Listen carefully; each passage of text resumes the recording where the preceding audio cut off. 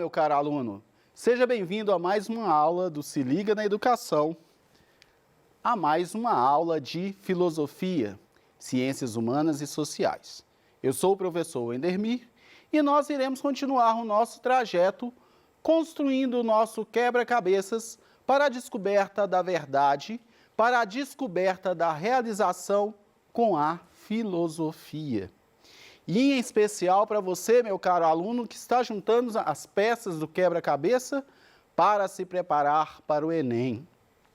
Vamos aprofundar neste período, buscando aprimorar o nosso senso crítico, não só para a interpretação das questões do Enem, mas também para o desenvolvimento das nossas escolhas na vida e também preparação para a nossa graduação.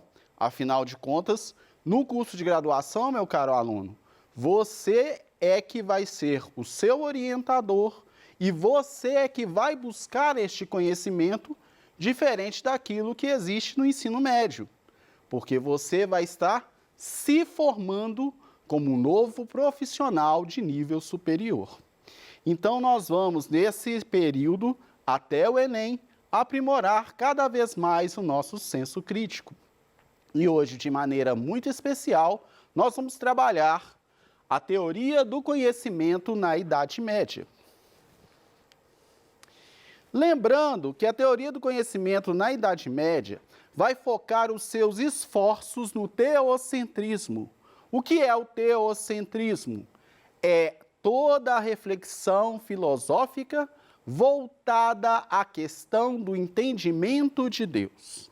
Lembrando que quando eu falo esse entendimento de Deus, eu falo do entendimento do Deus revelado por Jesus Cristo. Então, se a gente for remontar a história humana, formos remontar a história da filosofia, nós vamos perceber que o homem sempre vai estar com os olhos voltados para o céu, com os olhos voltados para a dimensão do mistério, e ele vai procurar, a partir da razão, entender o que é este mistério. Então, nós vimos lá na antiguidade, lá com os gregos, né, o politeísmo, os muitos deuses, que vão acabar caindo, porque esses deuses vão ter atitudes humanas, e aí a gente vê a história de Zeus, a gente vê a história de Cronos, de Urano, e aí a gente percebe que a atitude dos deuses é uma atitude humana. Então, os filósofos vão começar a refletir sobre como entender este mistério, como entender a organização, a ordem, o cosmos, para poder desvendar o grande problema da vida. E aí, na sequência, no avanço da história, surgirá na cultura já ocidental um grande pensador, um grande mestre, que vai focar e dizer que este Deus não é distante, não são muitos, e sim um, e que este Deus, ele não é distante do homem, porque este Deus é Pai. Então, através da revelação de Jesus, Cristo, sendo que Cristo significa Messias, aquele que é o escolhido, então este Cristo, este Messias, vai trazer a dimensão de Deus, daquele Deus que era um Deus guerreiro, o Senhor das batalhas, o Senhor das guerras, e por aí vai trazer para uma dimensão amorosa de um Deus que é Pai. E aí na história nós vamos saber, nós vamos perceber como que isso vai transformar a sociedade, como isso vai transformar o pensamento do homem ocidental.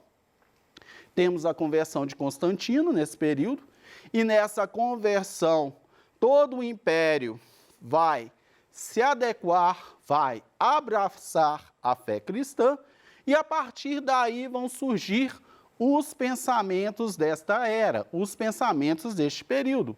Lembrando que tudo aquilo que foge à fé cristã se torna herético. Heresia é uma verdade que eu não posso comprovar dentro da fé, dentro da doutrina. Então seria, depois de uma transformação tão bela da mentalidade humana, seria um defeito, porque esta teoria tão bela se torna uma ideologia. E quando se torna ideologia, quando se torna universal, o caráter de resgate, de liberdade, acaba desaparecendo. Então, nós vamos entender isso um pouquinho melhor ao longo da nossa aula. Vamos lá, aluno? Lá na tela. A primeira filosofia que nós vamos ter é a filosofia dos padres da igreja, a patrística. Então, no esforço de converter os pagãos, combater as heresias e justificar a fé, desenvolve a apologética, elaborando textos de defesa do cristianismo. Começa aí uma longa aliança entre fé e razão, que se estende por toda a Idade Média e em que a razão é considerada auxiliar da fé e a ela subordinada. Então, nós vamos imaginar o seguinte: eu não vou acreditar só porque me disseram, eu vou acreditar porque eu entendo porque eu acredito. O meu pensamento, a minha razão compreende porque eu acredito. Só que neste primeiro momento, eu vou estar totalmente focado à fé cristã.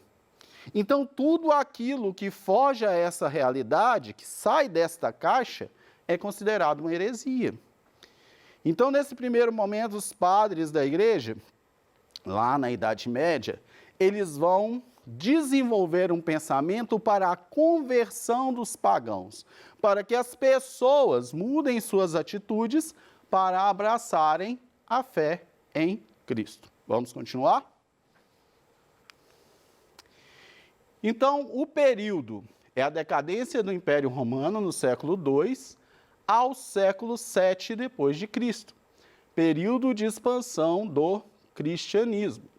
Lembrando que este período foi um período muito conturbado, e aí nós lembramos da perseguição dos cristãos, lembramos da morte dos cristãos no Coliseu, e antes de tudo, nós lembramos da história da crucificação de Cristo, que é feita pelo Império Romano, né, apesar de ter sido incitado, né, pelos mestres doutores da lei, mas quem tinha o poder de condenar era o Império Romano, e aí aparece Pôncio Pilatos, como todos nós já conhecemos a história.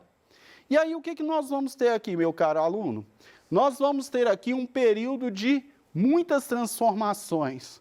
Nós vamos ter um período conturbado, um período de resistência, onde os cristãos abraçaram tanto a ideia, abraçaram tanto a filosofia de Cristo, que eles vão se reunir não se importando em ser mortos, não importando com a perseguição. E aí vocês, né, você, meu caro aluno, conhece inúmeras histórias de inúmeros mártires da fé cristã.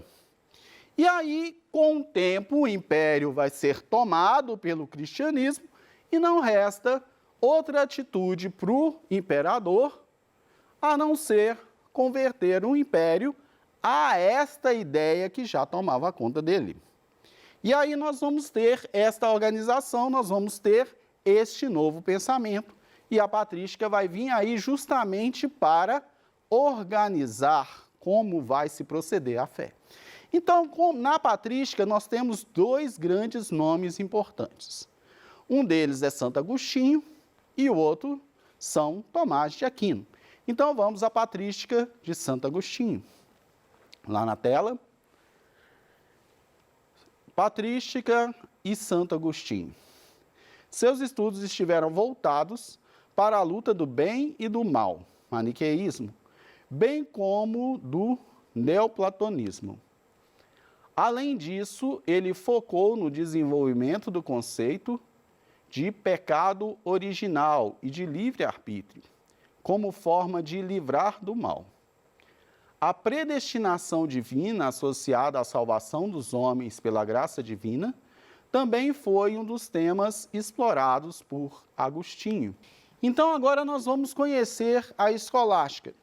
Lembrando que Santo Agostinho vai beber das fontes platônicas para poder trazer o entendimento da realidade da fé. Tanto que nós vamos ver a cidade de Deus e nós vamos ver essa proximidade com o mundo das ideias de Platão e como isso vai desenvolver. Já São Tomás de Aquino, ele vai beber das fontes aristotélicas. E aí nós vamos ver de uma forma bem bonita, de uma forma bem marcante, o motor imóvel nas provas da existência de Deus que São Tomás de Aquino vai desenvolver. Vamos conhecer um pouquinho? Então, a escolástica, período, século IX. E esta permaneceu até o início do Renascimento, no século XVI. São Tomás de Aquino, chamado príncipe da escolástica, é o maior representante dessa escola, e seus estudos ficaram conhecidos como tomismo. Ele foi nomeado doutor da Igreja Católica em 1567. Como a patrística, a filosofia escolástica também esteve inspirada na filosofia grega e na religião cristã. Seu método dialético de unir a fé e a razão tinha como intuito o crescimento humano. Então vamos entender aqui, meu caro aluno, lá em Santo Agostinho, eu vou buscar a fé e através da fé, deste abraçar a fé, é que eu vou entender o que é a verdade, é o que eu vou entender o que é a felicidade. Já São Tomás de Aquino, a grande preocupação que ele vai ter vai ser de convencer a cristãos e não cristãos esta verdade de Deus, esta verdade da existência de Deus, da presença de Deus e a importância da fé. Ele vai desenvolver para cristãos e não cristãos, como eu expliquei, provas de que Deus existe. Vamos lá na tela? Primeiro, Deus vai existir pelo movimento. Aí a gente lembra de Aristóteles e o motor imóvel que move todas as coisas sem ser movido por nada. E quando eu falo movimento, eu falo do fenômeno da criação, do surgimento, né? Que Deus é o único que pode criar tudo do nada. Então, este motor imóvel que move todas as coisas, que cria todas as coisas, que transforma todas as coisas, sem ser atingido, sem ser mudado, sem ser alterado, sem ser criado. E o fantástico aqui, e aí você, né, vai pegar lá o Antigo Testamento, a história, né, de Moisés, né, a história dos hebreus e por aí vai. E aí você vai ver que Deus, quando ele se manifesta, ele diz, eu sou aquele que é. Então, quando ele diz, eu sou aquele que é, indica essa infinitude. Deus é infinito, Deus é absoluto. Aquele que é e sempre será. Ele não foi, né, e não vai acabar. Ele é. E aí vem essa ideia de movimento que São Tomás de Aquino vai desenvolver. Depois, pela causa eficiente, pelo possível e pelo necessário, pelos graus da perfeição, pelo governo do mundo, pela ontologia, lembrando que ontologia é estudo do ser, pela contingente dos entes. Ou seja, eu vou, através das provas físicas, das provas materiais, da experiência, provar a onisciência, a onipresença e a onipotência de Deus sobre todas as coisas. Esse é o objetivo de São Tomás de Aquino. Então, meu caro aluno, para a gente finalizar nossa aula de hoje, vamos à reflexão. 3 coisas são necessárias para a salvação do homem: saber o que deve crer, o que deve querer, o que deve fazer. Crer em Deus Pai, querer a vida eterna em Jesus Cristo e fazer o bem. Então, através de uma boa vida, através da disciplina, é que nós vamos encontrar a nossa realização, encontrar a nossa felicidade. Então, meu caro aluno, agradeço você pela participação da aula e lembre-se, o Enem está chegando, não deixe para a última hora. E até a próxima aula.